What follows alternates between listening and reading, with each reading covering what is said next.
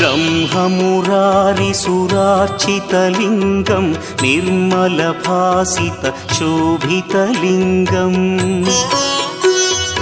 जन्मज दुःखविनाशकलिङ्गं तत्प्रणमामि सदा शिवलिङ्गम् देवमुनिप्रवरार्चितलिङ्गं कामदहन करुणाकरलिङ्गम्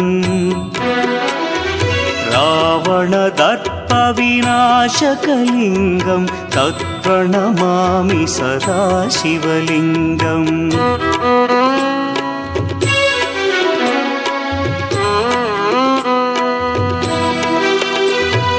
सर्वसुगन्धसुलेपितलिङ्गं बुद्धिविवर्धनकारणलिङ्गं सिद्धसुरासुरवन्द्यलिङ्गम्